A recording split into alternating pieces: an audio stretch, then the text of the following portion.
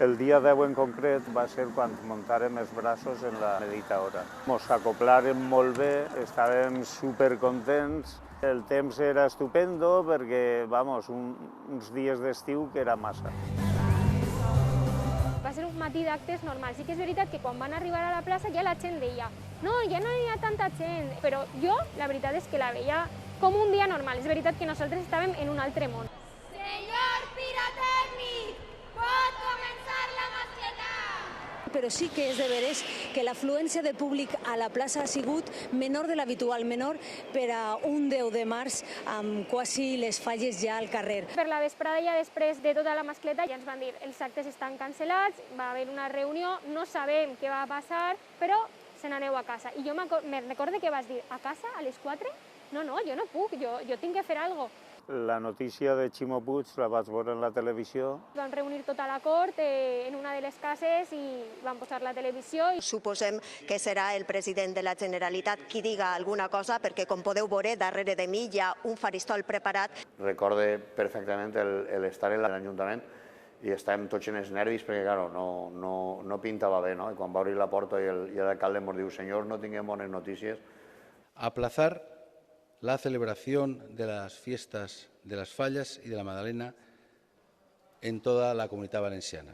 I al principi va ser com una situació un poc de xoc de ningú plora, ningú diu res, hasta que una va un poc reaccionar, es va posar a plorar i a partir d'ahí totes. Recordo que vam eixir a la porta de l'Ajuntament i apoyats ahí, érem tres i apoyats ahí en els pilars ens vam posar a plorar perquè no sabien, clar, que era una situació tan absolutament descabellada que no podien ni pensar. Entonces li toqui a Manu, que és Manu Martín, el que feia la falla en mi, i li comenté, dic, què te pareix això? I diu, pues no sé hasta quin punt m'imagine que els que estem muntant, pues quasi segur que ens deixaran acabar la falla i tal i qual. I bueno, després d'un bon rato d'intentar assumir, ¿no?, tot el que ens estava passant, pues, bueno, vam començar pues, a parlar de que bueno, al final pues, tenien que tirar endavant i veure com podíem, sobretot organitzar, no, les falles que ja estan al carrer i com tenien que actuar, no? Perquè ara era una cosa que no esperàvem ningú i ens va agarrar a tots molt mal. Aquella nit va ser molt llarga. Jo recordo, no sé si vaig dormir una horeta i mitja si vaig poder i bueno, va ser tot molt ràpid i la veritat és que molt penós. La vida continua, tens que seguir i al final és que ha passat un any però per a mi és com si fos ahir. A nivell emocional va ser molt fort perquè era la primera falla que plantaven a l'Ajuntament.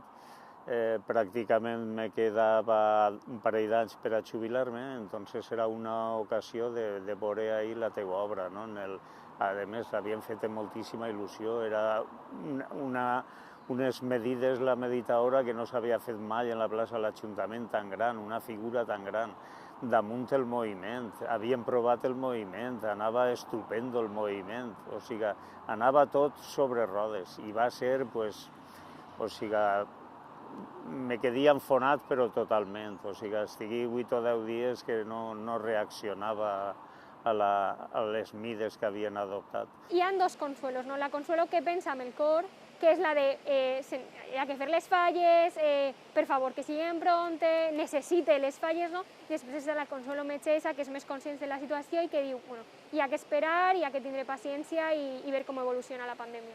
Seran unes falles de barri, no seran unes falles multitudinàries, però bueno, ahí tinguem aquest objectiu del segon semestre que és importantíssim, perquè a més crec que és fonamental per a la pervivència de les comissions falleres i evidentment de tot el teixit que va alrededor de nosaltres.